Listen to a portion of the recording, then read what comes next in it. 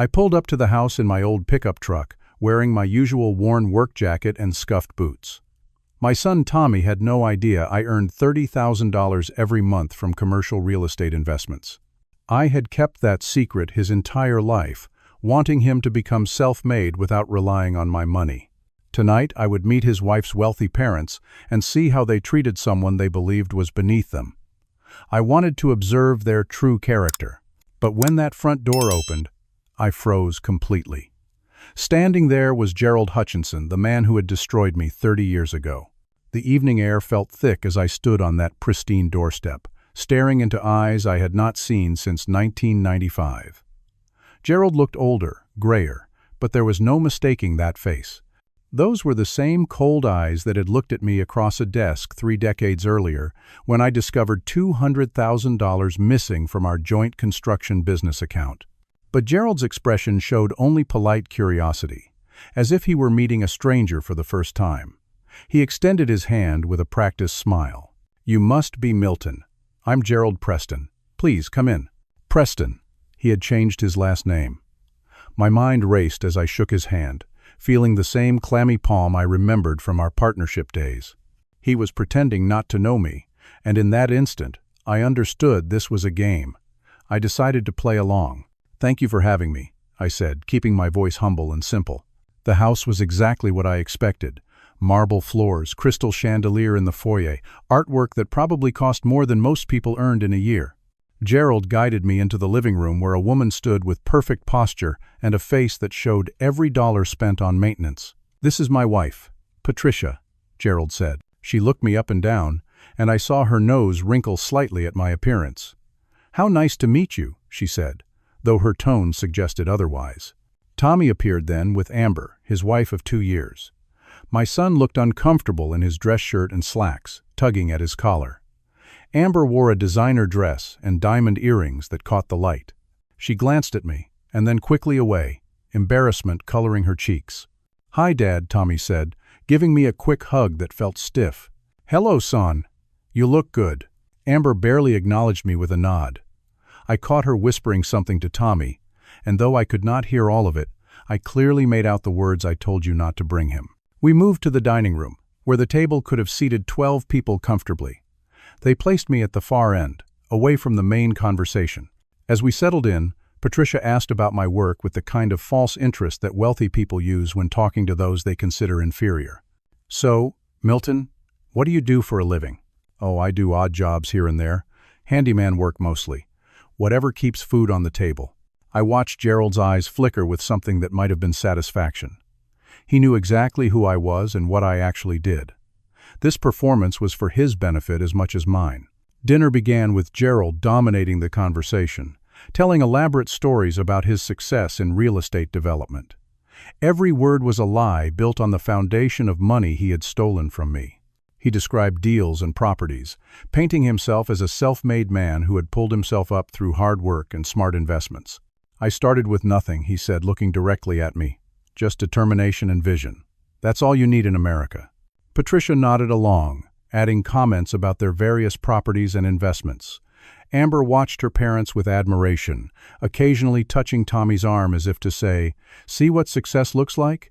Tommy tried to include me in the conversation several times, asking about my week and my health, but Patricia or Gerald would redirect the discussion back to themselves. I watched my son's face grow tighter with each dismissal. Then Gerald dropped his bomb. "Tommy, Amber, we have exciting news. Your mother and I want to help you buy your first house." Amber's face lit up. Tommy looked surprised and grateful. "We're prepared to give you a $500,000 down payment," Gerald continued. I saw Tommy's jaw drop. That kind of money would change everything for them. "However," Gerald said, and I felt my stomach tighten, "we need to protect Amber's future inheritance. We want you to sign a retroactive prenuptial agreement. Just a formality to ensure that any assets we provide remain within our family line, protected from outside influences." His eyes met mine across the table when he said outside influences. The meaning was clear. This was aimed at me. They thought I might try to get money from Tommy later, that I might be a burden or a leech. Tommy looked uncomfortable. "I don't know if that's necessary. Dad would never." "It's just good business," Patricia interrupted. "Surely your father understands the importance of protecting family assets." They were all looking at me now. I kept my expression simple, confused, like a man who did not quite grasp the implications. "If it helps Tommy and Amber, I suppose it makes sense," I said quietly. Amber squeezed Tommy's hand. "See? Even your dad agrees. This is for our future." Tommy nodded slowly, but I saw doubt in his eyes. My son had a good heart, and this felt wrong to him, but he was caught between his wife and his father, between wealth and loyalty. The rest of dinner passed in a blur of subtle insults and condescension. Patricia asked intrusive questions about my living situation, whether I had health insurance, if I needed financial help. Each question was designed to establish my poverty and their superiority. Gerald watched it all with barely concealed satisfaction. When dinner ended, Gerald walked me to the door while the others said their goodbyes in the dining room. "You've raised a good boy, Milton," he said softly, so only I could hear. "It would be a shame if anything happened to disrupt his life now. He's finally getting the opportunities you never could provide." The threat was clear. Stay in your lane, stay poor and quiet, don't interfere. I drove home that night with my hands shaking on the steering wheel. Gerald Hutchinson had not only reinvented himself with my stolen money, but he had somehow become my daughter-in-law's father. The odds of that seemed impossible, yet here we were. And now he was using his position to separate me from my son while setting up some scheme I did not yet understand. But I would find out. Because the one thing Gerald never knew about me was that I had rebuilt everything he took. I had wealth he could not imagine, and I was going to protect my son, no matter what it cost me. 3 days later, Tommy called me. I could hear the stress in his voice immediately. "Dad, can we talk? I need some advice." "Of course, son. What's wrong?" He hesitated. "It's about an investment opportunity. Gerald offered me something that sounds really good, but it's a lot of money." My chest tightened. "Tell me about it." Tommy explained that Gerald was developing a luxury condominium complex in a prime location downtown. He needed additional investors and was offering family members the chance to get in on the ground floor. The returns were guaranteed to be substantial, minimum 30% within 2 years. He wants me to invest my savings, which is $75,000. But he also wants me to co-sign a loan for $200,000 more. He says it's standard practice, that the project needs a certain amount of committed capital to secure additional financing.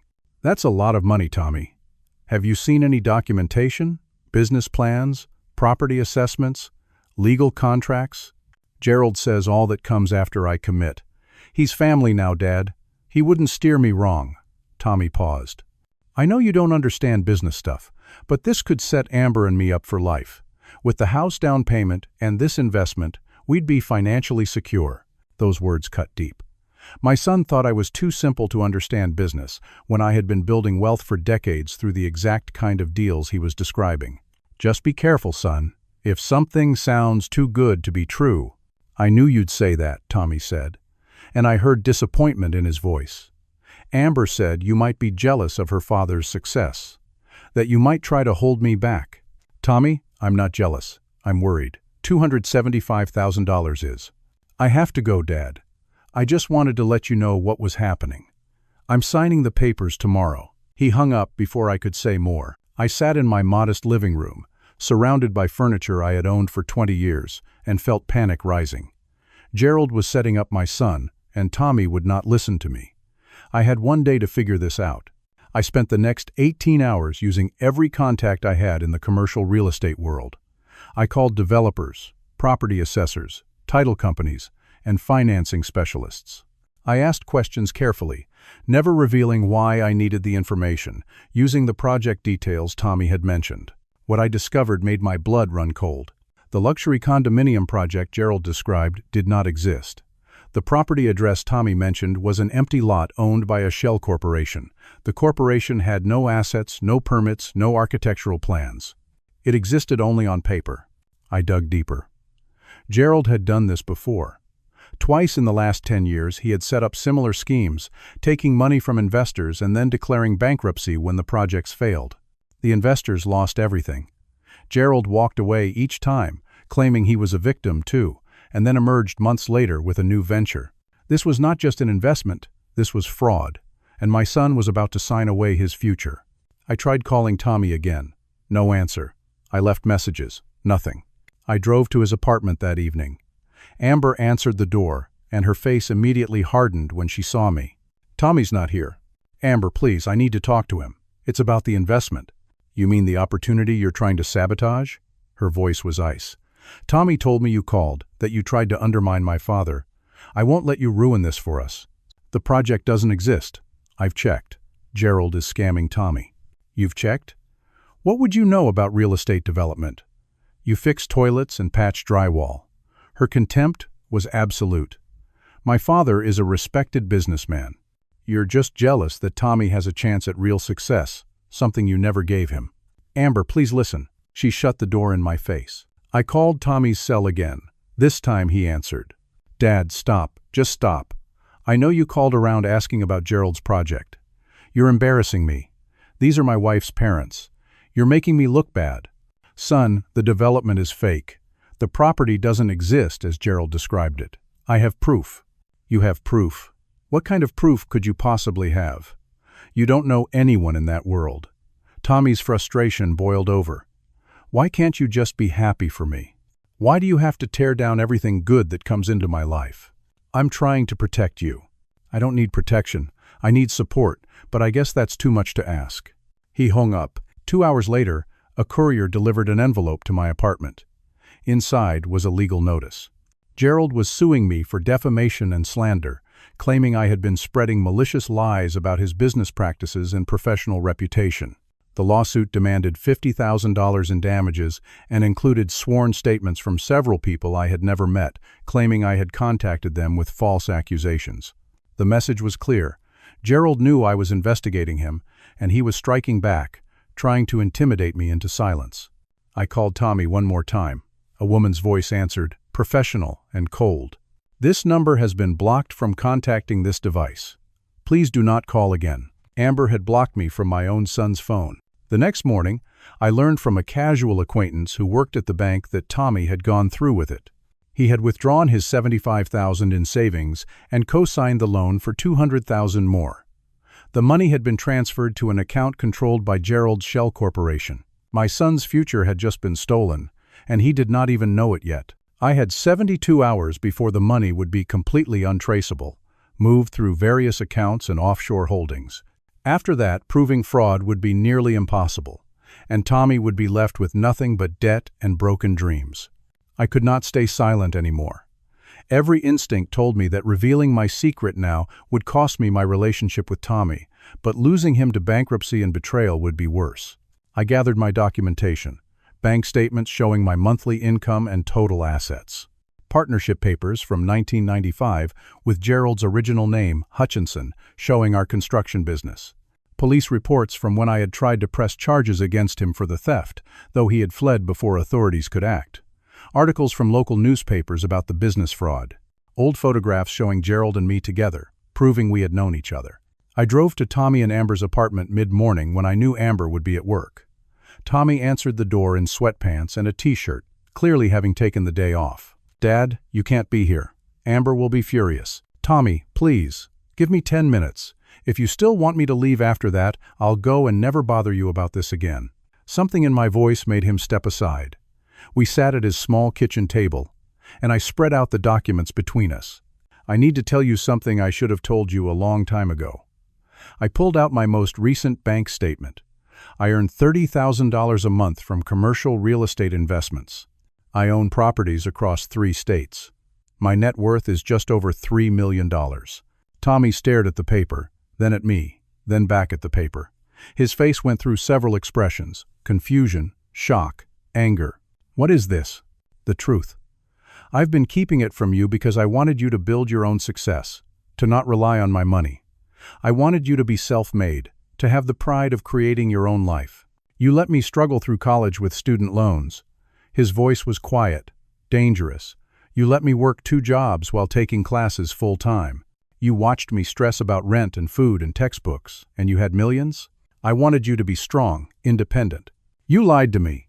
Tommy stood up, the chair scraping loudly against the floor.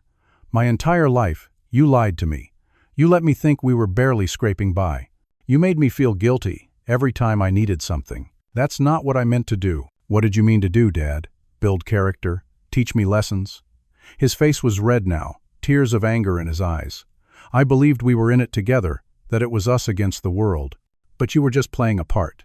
Tommy, please, that's not what this is about. Look at these other documents. Gerald is not who he says he is. His real name is Hutchinson. We were business partners 30 years ago. He stole $200,000 from me and disappeared. He built his fortune on stolen money. Tommy looked at the police reports and articles, but I could see he was barely processing them. The revelation about the money had broken something between us. So you're telling me you're rich, and my father-in-law is a criminal? How convenient that you reveal both these things right after I make an investment with him. The timing isn't coincidental, son. He's setting you up. The development project is fraudulent. You have more documentation? More convenient proof? Tommy's voice dripped with sarcasm. How do I even know these papers are real? You've been lying to me my whole life. Why should I believe anything you say now? A key turned in the door. Amber came home early, probably alerted by a neighbor that my truck was outside. She took one look at the documents spread across the table and called someone on her cell phone. Daddy, he's here. Milton is in our apartment with fake documents about you. 20 minutes later, Gerald arrived with a lawyer. He looked at the papers on the table and actually smiled. Milton, Milton, Milton, I'm disappointed. I thought we had an understanding after our dinner. Your real name is Gerald Hutchinson. You stole from me in '95, and now you're stealing from my son. Gerald picked up the police report, read it casually, then set it down. This matter was resolved legally decades ago. There was a misunderstanding about our business partnership, and yes, we parted ways acrimoniously. But there was no theft, no crime. If there had been, I would have been charged and convicted. Instead, the authorities investigated and found no wrongdoing. You disappeared before they could charge you. I relocated for business opportunities. Perfectly legal. Gerald looked at Tommy with fatherly concern. I'm sorry you're seeing your father like this. It's clear he's struggling with jealousy and perhaps some mental health issues. The story he's constructed in his mind about our past has no basis in reality. The lawyer stepped forward, handing Tommy a document. This is a restraining order against your father. He's been harassing Mr. Preston, spreading defamatory lies, and now trespassing in your home. This order bars him from coming within 500 feet of you, your wife, or Mr. Preston. Tommy, don't do this, I pleaded. My son looked at me with such pain and betrayal in his eyes. You lied to me about having money. You lied to me about being poor. How do I know you're not lying about everything else? Maybe you and Gerald did have a disagreement 30 years ago. Maybe you've been holding a grudge all this time, and now you're using me to get back at him. That's not what this is. I don't know what's true anymore, Dad. All I know is that you've been lying to me my entire life. Tommy's voice broke. Amber's family has been nothing but generous to us. Her father is offering me opportunities you never did. And now you show up with this conspiracy theory and fake documents. They're not fake. Get out. Tommy, get out of my home. I don't want to see you. I don't want to hear from you. Amber's right. I have to choose between her family and you, and I choose them. They've been honest with me. They've supported me. They believe in me. Gerald put a comforting hand on Tommy's shoulder. I know this is hard, son, but you're making the right choice. Families should build each other up, not tear each other down. I looked at my boy, this man I had raised alone after his mother died, and saw a stranger. The lies about money, well-intentioned as they had been, had created a chasm I could not cross. He could not trust anything I said now. I gathered my documents and walked out. The lawyer served me the restraining order as I reached my truck. 500 feet. I could not contact Tommy, could not go near him, could not try to save him. That night, I lay awake knowing that tomorrow the money would be gone. $275,000 would vanish into Gerald's maze of shell corporations and offshore accounts. My son would be ruined, and there was nothing I could do about it. The next morning confirmed it. The transfer had gone through. Tommy was now liable for a $200,000 loan on a project that did not exist, and his life savings had evaporated. I had lost my son, and he had lost his future, and Gerald had won everything. 3 weeks crawled by like years. I honored the restraining order, though it killed me not to call Tommy, not to check on him, not to somehow warn him about what was coming. I hired a private investigator named Frank, a former FBI agent who specialized in financial crimes. I gave him everything I had on Gerald and told him to dig deeper. What Frank found was worse than I had imagined. We met at a diner on the outskirts of town. Frank slid a thick folder across the table to me, his face grim. "This wasn't random, Milton. Gerald has been planning this for at least 5 years." "What do you mean?" 5 years ago, Gerald identified your son through mutual contacts in the real estate investment world. He learned that Tommy was your son, that you had become successful, and he saw an opportunity for revenge. Frank opened the folder to show me printed emails. Gerald orchestrated the entire relationship between Tommy and Amber. He had Amber accidentally meet your son at a charity event. Gerald specifically arranged. Look at these emails between Gerald and his daughter. I read them with growing horror. Amber writing to her father, "Met the target today. He's sweet, naive, perfect for this." Gerald responding, "Good work, take it slow. We need him completely invested emotionally before we move to the next phase." She knew who Tommy was before their first date? She knew everything. Her whole relationship with your son was manufactured. Gerald coached her on what to say, how to act, even what Tommy's vulnerabilities were. He studied your son for months before making his move. My hands shook as I flipped through more emails. There were dozens of them, chronicling a 2-year deception. Amber reporting back to Gerald about Tommy's feelings, his financial situation, his relationship with me. Gerald giving her strategies to isolate Tommy from me, to make him dependent on their family. The investment scam was always the goal, Frank continued, but it's only phase 1. There's more? The real target is you. Gerald wants to destroy you completely, financially and emotionally. He's using Tommy as the weapon. Frank showed me more documents. The money Tommy invested is being routed through accounts that have your son's name listed as the beneficial owner. On paper, Tommy appears to be the one running this investment scheme, not Gerald. When this collapses, and it will collapse soon, Tommy will look like the criminal mastermind. Gerald is framing him for money laundering and fraud. The room seemed to spin. He's going to send Tommy to prison? That's the plan. Gerald will emerge as another victim, a father-in-law who trusted his son-in-law with family money. Tommy will face federal charges. He's looking at 15 to 20 years minimum. I could not breathe. We have to tell him. We have to show him this evidence. He won't believe you. You're under a restraining order. Any contact from you will look like harassment. And Gerald has positioned himself as the respectable businessman being stalked by a disturbed individual. If you approach Tommy now, you'll just make things worse. Then we go to the police. With what? The emails could be argued as innocent father-daughter communication. The financial documents show Tommy's name, not Gerald's. We need more, and we need it fast. The FBI is already starting to investigate the Shell Corporation because the amounts involved triggered banking alerts. I tried to reach Tommy through his best friend, Craig. Craig agreed to meet me for coffee, looking uncomfortable the whole time. "Milton, I don't know what happened between you and Tommy, but he's in bad shape. His bank accounts were frozen yesterday. FBI agents came to his work and questioned him. He's terrified and confused. Amber has been weird too, distant. She's barely home anymore. Can you give him a message from me? He made me promise not to talk to you. He thinks you're behind all of this, that you somehow set him up to punish him. Gerald is framing him, Craig. Tommy's going to prison if we don't stop this." Craig looked at me sadly. "I believe you, but Tommy won't. He's so hurt by the money thing, by finding out you're wealthy. He feels like his whole life was a lie." "I'm sorry, Milton." 2 days later, I went to the police station with my evidence. I never made it past the lobby. Officers arrested me on the spot. Gerald had filed additional charges: criminal harassment, attempted extortion, stalking. He had fabricated emails that appeared to come from my address, demanding money to keep quiet about secrets in his past. He had doctored recordings of phone calls that sounded like me making threats. I spent 2 nights in jail before I could post bail. My lawyer, a good man named Stephen who had handled my real estate transactions for years, met me when I was released. "This is bad, Milton.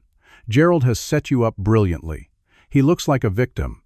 You look like someone who's been obsessed with him for decades, who's now targeting his family.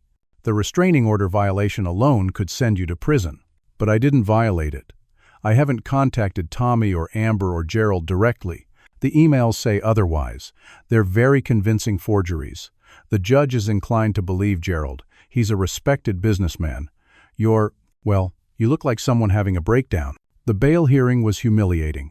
The judge lectured me about respecting court orders and suggested I undergo a psychiatric evaluation. Gerald sat in the courtroom looking sorrowful and afraid. That same day, the FBI raided Tommy's apartment. They took his computer, his files, everything. Tommy was detained for 8 hours of questioning. When they released him, he looked broken. Gerald released a public statement through his lawyer, expressing shock and sadness that his beloved son-in-law had betrayed his trust and manipulated family funds for criminal purposes. I watched it on the evening news from my small apartment, having sold my house to pay for lawyers. Everything I had worked for was crumbling, and my son was being destroyed, and I could not do anything to stop it. Tommy was formally arrested on a Tuesday morning at 7:30. Federal agents came to his apartment with cameras from 3 news stations following them. I watched it on television like everyone else, seeing my son in handcuffs being led to an unmarked car while reporters shouted questions. The charges were extensive: wire fraud, money laundering, conspiracy to commit fraud, and 6 other counts I barely understood. The news anchor explained that if convicted on all counts, Tommy faced a minimum of 20 years in federal prison. My son, my boy, who had never even gotten a speeding ticket, was being paraded as a criminal mastermind who had defrauded investors of nearly $2 million through an elaborate real estate scheme. Amber filed for divorce that same day. Her lawyer released a statement saying she was a victim too, deceived by a man she loved and trusted. She moved back in with her parents and refused to take Tommy's calls from jail. I liquidated everything I had left, properties sold at desperate prices because I needed cash immediately. I hired the best criminal defense attorney in the state, a woman named Catherine who had successfully defended white-collar crime cases before. She cost $500,000 up front, money I transferred to her firm the day Tommy was denied bail. Catherine was brilliant and thorough, but even she looked grim after reviewing the evidence. "Milton, I won't lie to you. This is very, very sophisticated. Whoever set this up knew exactly what they were doing. Your son's name is all over these financial documents. His signatures, his social security number, his banking information. Prosecutors have emails from his account discussing the fraud. They have recorded phone calls. All forged, all manufactured by Gerald. Proving that will be nearly impossible. Gerald's name appears nowhere in the financial crimes. He's listed as a victim who invested family money based on Tommy's representations. The other investors are real people who lost real money, and they're all pointing at Tommy. I told her everything about Gerald, about our past, about the setup.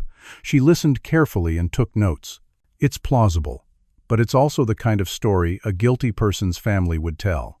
My son was framed by a mysterious bad guy from the past.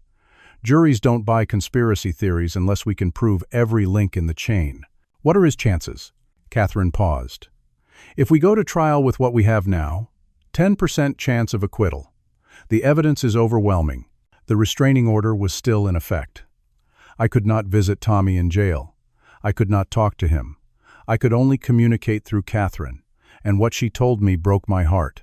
He doesn't want your help, Milton. He says this is all your fault, that if you had been honest with him from the beginning, he would have known to be cautious. He says you destroyed his ability to trust people, to judge character. He blames you more than he blames Gerald. I sat in my bare apartment that night, having sold almost everything to pay legal fees. My furniture was gone. My art was gone. My comfortable life had evaporated, and my son hated me. The media loved the story. Young Professional Run's elaborate real estate scam ran on every local channel. Gerald gave interviews, always looking devastated and betrayed. He cried on camera, talking about how much he had loved Tommy like a son, how he had tried to give him opportunities, how painful this betrayal was. Patricia appeared beside him, dignified in her grief. Amber did one interview where she talked about the warning signs she had missed, how charming Tommy had been, how he had manipulated her emotions. No one mentioned me. I was invisible in this narrative, which was exactly what Gerald wanted. He was erasing me from my son's life while destroying him. My attorney discovered that Gerald had corrupted the process even further. Witnesses who could have testified to Gerald's history of fraud had been paid off or threatened. Documents that would have proven Tommy's innocence had disappeared from public records. 3 people who had been defrauded by Gerald in previous schemes suddenly refused to talk to us, claiming they had no knowledge of any wrongdoing. Gerald had spent years building a wall of lies and corruption, and we were on the outside trying to break through. Tommy's trial date was set for 6 weeks away. The prosecutor was pushing for maximum sentencing, saying this case needed to send a message about white-collar crime. They wanted to make an example of my son. I tried everything. I spent money I did not have hiring more investigators, tracking down leads, searching for any evidence that would prove Tommy's innocence. Every door closed in my face. Then the psychiatric evaluation came back. The doctor Gerald had somehow arranged declared me mentally unstable, suffering from paranoid delusions about persecution and conspiracy. The report recommended I be placed under supervised care, possibly conservatorship. If that happened, all my remaining assets would be frozen. I would be unable to help Tommy at all. I would be declared incompetent, unable to testify, unable to fight. Catherine filed emergency motions challenging the evaluation, but the judge seemed inclined to side with Gerald's medical expert. An envelope arrived at my apartment one evening with no return address. Inside was a single sheet of paper with words cut from magazines like a ransom note.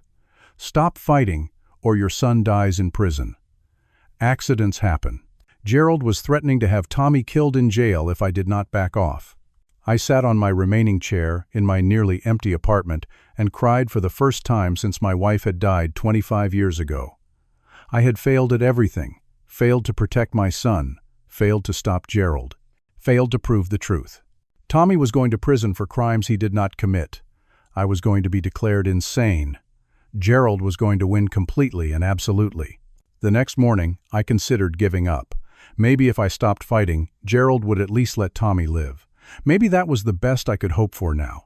I was at my darkest point, staring at the walls of my apartment, when someone knocked on my door. I almost did not answer. What was the point? But the knocking persisted, urgent and desperate. I opened the door to find Patricia, Gerald's wife, standing in my hallway. She looked terrified, constantly glancing over her shoulder. "Please," she said. "I need to talk to you. Can I come in?" I led her inside, confused and wary. She might be part of another setup. I don't have much time before he realizes I'm gone. Patricia's hands shook as she pulled a laptop bag from her shoulder. "I'm so sorry. I'm so sorry for everything. Why are you here?" "Because I can't live with this anymore. I thought I was protecting Amber, protecting our family. But Gerald is a monster, and I've been helping him destroy innocent people for 30 years. She opened the laptop and showed me files. Hundreds of documents, emails, recordings. This is everything. Every scheme Gerald has ever run. Every person he's destroyed, including you, 30 years ago. And now your son. Why would you help me?" Patricia's eyes filled with tears. 2 nights ago, I overheard Gerald on the phone. He was laughing, bragging about how perfectly he had set up Tommy, how he was finally getting his revenge on you. He described in detail how Tommy would go to prison, how you would be declared insane, how complete his victory was. She wiped her eyes. And then he said, "The old man thinks this is about the money I took. He never understood it was about his wife." I felt ice in my veins. "What?" 30 years ago, before Gerald and you became partners, he asked your wife out. She rejected him, told him she was in love with you. Gerald never forgave that. Taking the money was just the beginning. He's been waiting decades to truly destroy you. When he found out about Tommy, he saw his chance. My head spun. Gerald had orchestrated all of this because my wife had rejected him 3 decades ago? He's sick, Milton. He's always been sick. And I've stayed with him because I was afraid and because I didn't want to lose the lifestyle he provided. But I can't anymore. Not after what he's doing to your son. That boy is innocent. Patricia showed me the files. Emails between Gerald and Amber, proving they had deliberately targeted Tommy. Financial documents showing how Gerald had structured the fraud to frame my son. Recordings of Gerald discussing the setup with his lawyer and accountant. "This is everything you need. I made copies before Gerald could erase it. I have his private laptop that he thought I didn't know about. It's all here." "Why now?" "Because yesterday Tommy was beaten in jail. 2 other inmates attacked him. He's in the hospital wing right now. Patricia's voice broke. Gerald arranged it. He told me casually over breakfast, said it was a warning message in case anyone thought about making deals with prosecutors. That's when I knew I had to stop this. Tommy was hurt? My heart stopped. Broken ribs, concussion, facial injuries. He'll recover physically, but Gerald said this was just the beginning. If anyone talks, if anyone tries to expose him, Tommy dies. And that's when I realized Gerald would actually do it. He would kill your son just to prove a point. I looked at the evidence she had brought. It was everything. Complete proof of Gerald's fraud, his conspiracy, his deliberate framing of Tommy. But we still had a problem. Gerald has FBI agents on his payroll. If we go through official channels, he'll know immediately and destroy this evidence or flee. Patricia nodded. I know. That's why I came to you instead of the police. You have to find another way. I called Frank, the private investigator, and Catherine, my lawyer. We met at Catherine's office, and Patricia presented everything she had. Frank verified the documents were legitimate. This is gold. This proves everything. But Patricia's right. If we go straight to the FBI field office, there's a good chance someone tips off Gerald. He has connections we don't fully understand. Catherine studied the evidence. We need to trap him publicly, in a way he can't escape. We need him to confess on record, with witnesses who can't be corrupted. How do we do that? I asked. We make him think he's won, Catherine said. We make him arrogant. We developed a plan. Patricia would wear a wire and confront Gerald at their home. She would pretend to be upset about Tommy's beating, concerned about going too far. She would manipulate him into confessing everything on tape, believing they were alone and private. Frank contacted FBI agents in a different field office, ones we were certain Gerald had no connection to. They agreed to be on standby, positioned outside the Preston house. If this works, Catherine warned, Gerald will be furious. Patricia, are you sure you want to do this? He might turn violent.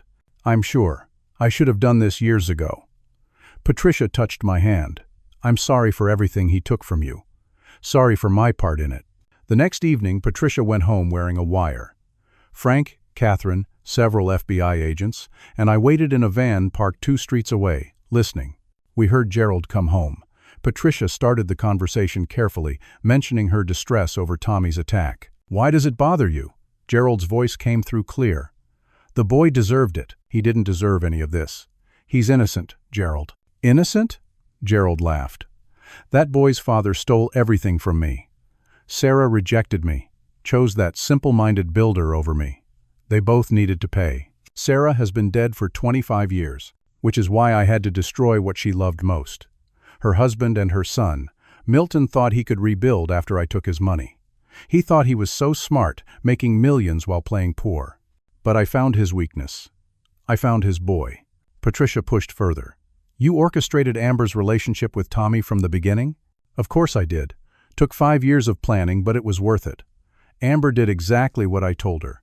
She made Tommy fall in love, isolated him from his father, made him trust me. And then I took everything. Gerald's voice was full of pride. The investment fraud was brilliant. Tommy's name on every document, his signatures, his accounts. He looks like a criminal mastermind, when really, he's just a useful fool. And now he's going to prison. For 20 to 25 years. Maybe more if I can influence the judge. And Milton will be declared insane, locked away somewhere, stripped of his money and his dignity. Perfect revenge for what Sarah did to me, what Milton did by being chosen over me. Patricia's voice shook.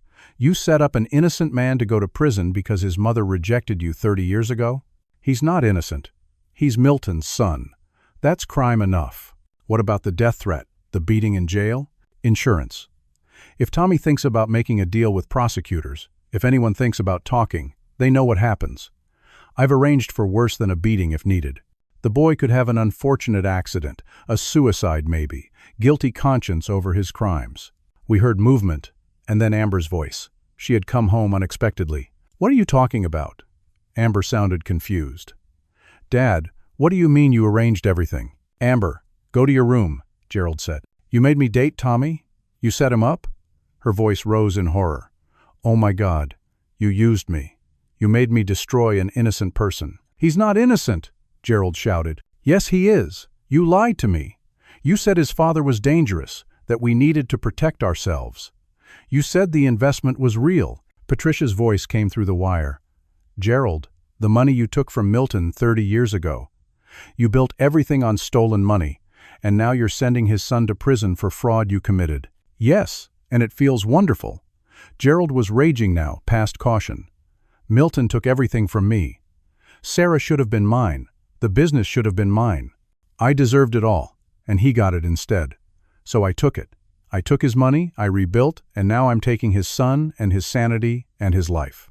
He'll die alone, knowing he failed at everything, knowing his son rotted in prison because of him." We heard a crash. Gerald had thrown something. Patricia's voice came through, frightened. "Gerald, stop. You're weak. You've always been weak. But you were useful. You gave me Amber, gave me respectability. That's all you were ever good for." "The FBI is listening," Patricia said quietly. "What?" "I'm wearing a wire. They've heard everything." The line went silent for 3 seconds. Then Gerald's voice, low and dangerous. "You stupid woman." We heard him move toward Patricia. The FBI agents crashed through the door at that moment, shouting commands. "Gerald Preston, you're under arrest. Get on the ground. Get on the ground now." Chaos erupted. Gerald tried to run, screaming about his rights, about lies, about setups. Multiple agents took him down. Amber was crying, screaming that she did not know, that her father had lied to her. Frank, Catherine, and I rushed to the house. I stayed outside as the agents brought Gerald out in handcuffs. He saw me standing there on the sidewalk, and his face contorted with rage. This isn't over. You can't prove anything." "We have your confession on tape," I said quietly. "Every word. That was a private conversation. Entrapment. Your wife consented to recording in her own home. Everything you said is admissible." Gerald lunged toward me despite the handcuffs, and the agents pulled him back. "I'll destroy you. I'll destroy your son. He's going to die in there." "No," I said, "he's not, because everyone knows now. Everyone heard what you did, and Tommy's coming home." They put Gerald in the car. Patricia stood in the doorway with a blanket around her shoulders, crying but resolute. Amber sat on the front steps, her world shattered, realizing her father had turned her into an instrument of cruelty. The recording was perfect. Gerald's confession was clear and complete. Frank assured me this would change everything.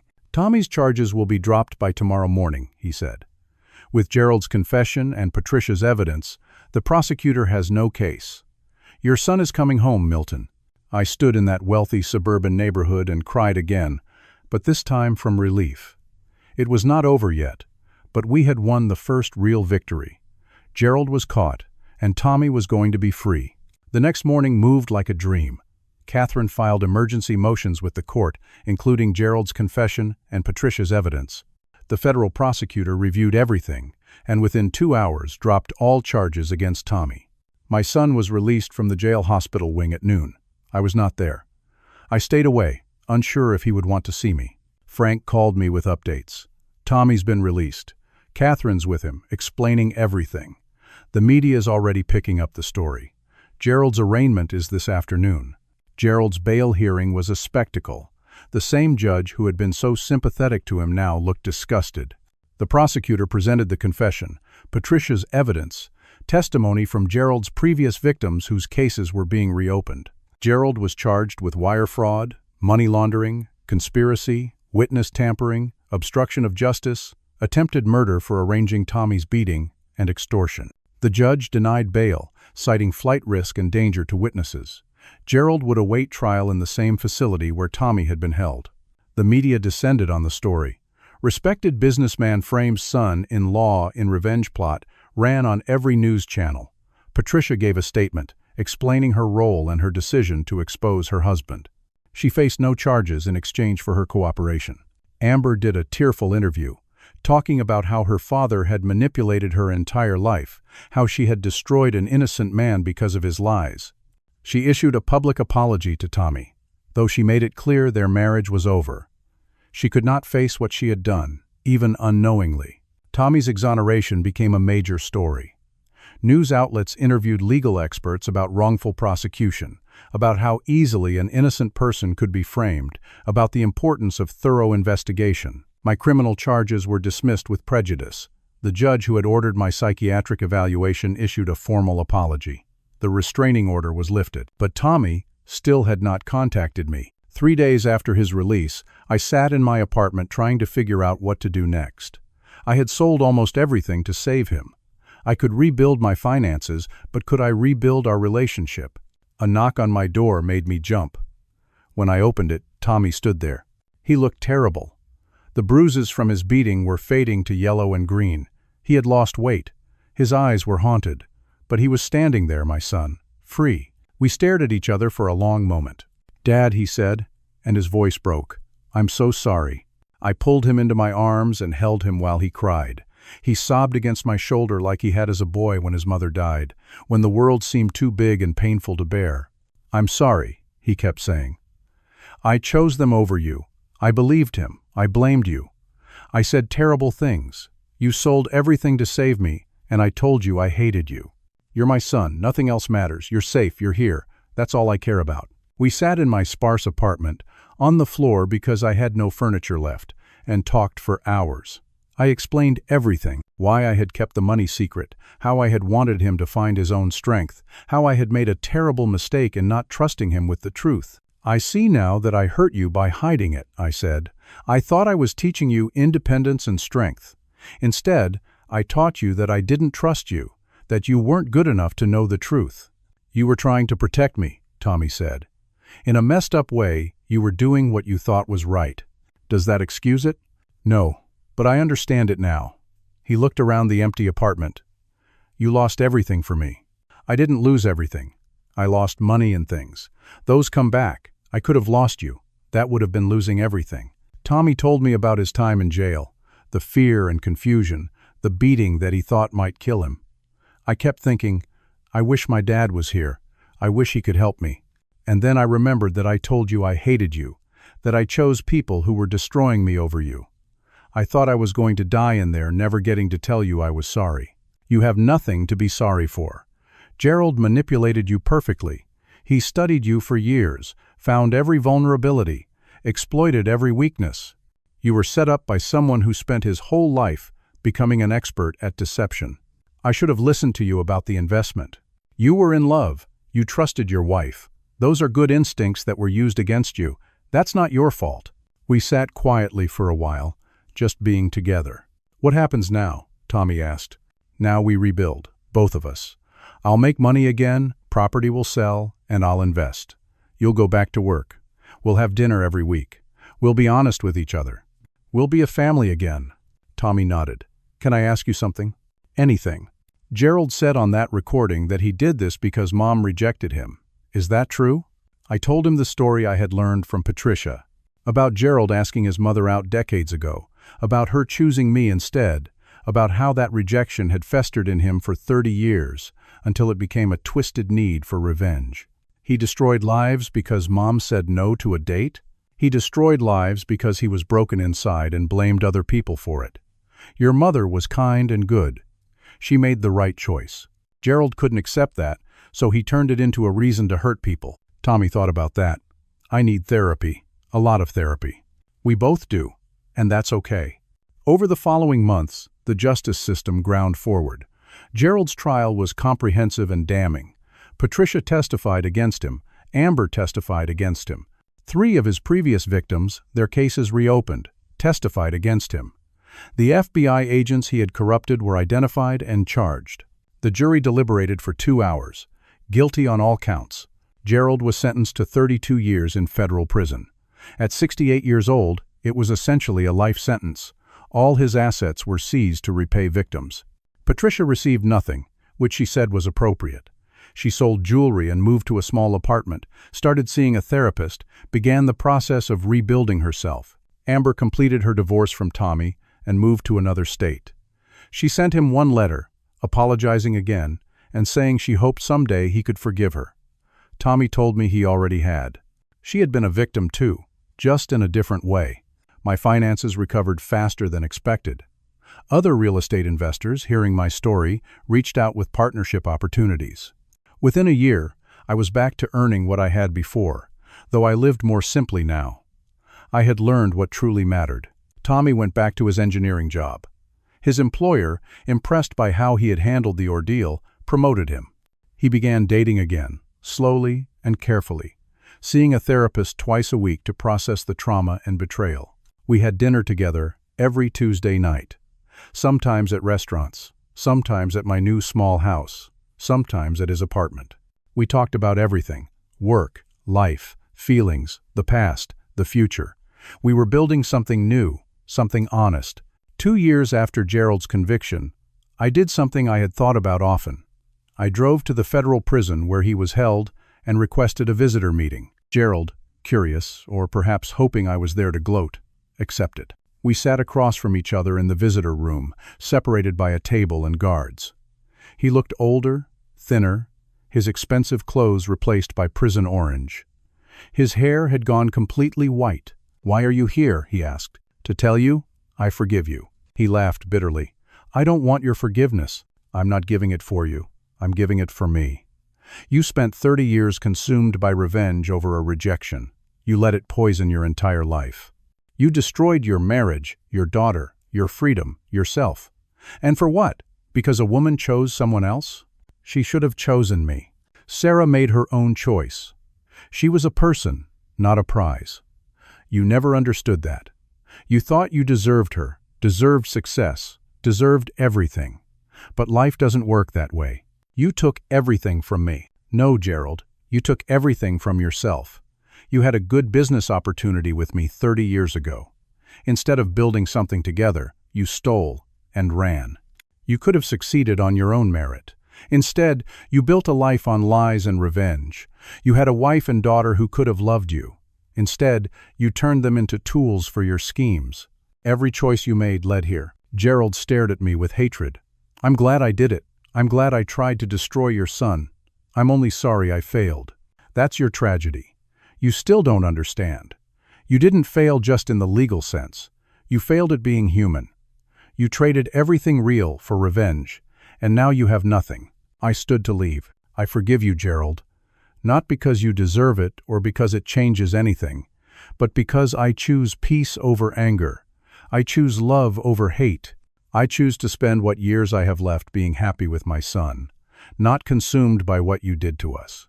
I walked out of that prison and never looked back. Tommy met me outside. I had told him where I was going, and he had insisted on coming, though he waited in the parking lot. "How do you feel?" he asked as we drove away. "Free," I said, "completely free." "He doesn't deserve your forgiveness." "Forgiveness isn't about what people deserve, son. It's about refusing to let their poison keep hurting you. Gerald is in prison. We're not. That's victory enough." Now, 3 years after that nightmare began, Tommy and I sit together in my living room on a Tuesday evening. He brought his girlfriend, a woman named Lucy, who works as a teacher. She's kind, genuine, and makes my son laugh. They've been dating for 8 months, taking things slowly, building something real. We cook dinner together, just simple food and conversation. Tommy tells stories about work. Lucy talks about her students. I share news about a property investment. It's normal and wonderful and everything I almost lost. Sometimes I think about how close we came to complete destruction, how Gerald's plan almost worked perfectly, how I almost lost my son forever. But mostly I think about what I learned, about the cost of lies, even well-intentioned ones, about the importance of trust and honesty in families, about how secrets create distance while truth creates strength. I learned that wealth means nothing compared to relationships. I had millions of dollars and almost lost what truly mattered. Now I have less money, but infinitely more happiness. I learned that family is not about blood or money or status. It's about standing together when everything falls apart. It's about fighting for each other, believing in each other, refusing to give up even when all hope seems lost. Most importantly, I learned that a father's greatest wealth is not what he can give his son financially. It's the character he models, the truth he shares, and the unconditional love he offers. Those are the things that endure when everything else falls away. Tommy catches my eye across the dinner table and smiles. He knows what I'm thinking without me saying it. We have that now, that understanding, that bond forged through fire. "I love you, Dad," he says simply. "I love you too, son." And in those words, is everything we survived, everything we learned, everything we became together. Gerald sits in a prison cell somewhere, consumed by bitterness and rage, having lost everything for revenge that brought him nothing but misery. We sit together in a modest home, surrounded by love and laughter, having found everything that truly matters. That's what victory looks like. Not destruction of your enemy, but the building of something beautiful despite their efforts to tear you down. I look at my son and his girlfriend, at the life we have rebuilt, and I feel peace, deep, genuine peace. The scars remain. Tommy still has nightmares sometimes about jail. I still feel a twist of pain when I think about how close we came to losing each other. But scars are proof of survival, evidence that we endured and overcame. We are not defined by what was done to us. We are defined by how we responded, by our choice to forgive and heal and love anyway. That is the lesson I hope stays with anyone who hears this story. Life will bring betrayal and injustice. People will hurt you, sometimes deliberately and cruelly. You will face situations that seem impossible, moments when giving up feels like the only option. But if you hold on to truth, if you fight for the people you love, if you refuse to let bitterness consume you, you can survive anything. You can rebuild. You can find peace. And that peace, earned through struggle and pain and perseverance, is sweeter than any revenge could ever be. So I ask you this. When you face betrayal or injustice, when someone tries to destroy what you have built, how will you respond? Will you seek revenge or redemption? Will you let hatred consume you or choose love instead? What defines victory for you? Is it destroying your enemy or protecting what matters most? These are questions worth considering, because someday you might face your own Gerald, your own moment of crisis, and the choices you make in that darkness will shape everything that follows. If my story helps even one person choose the path of truth and love over revenge and bitterness, then every moment of pain was worth it. Thank you for listening to my story. I hope it resonates with you, challenges you, maybe even helps you in some way. If it did, I would be grateful if you would share it with others who might need to hear it. Consider leaving a comment sharing your thoughts or your own experiences with betrayal and forgiveness. And if you found value in this story, please like and subscribe so you do not miss future stories about resilience, family, and the power of truth. May you find the strength to face whatever challenges come your way. May you choose love over hate, truth over lies, and peace over revenge. And may you always remember that your greatest wealth is not what you own, but who you love and who loves you in return. Take care of yourselves and each other. Until next time.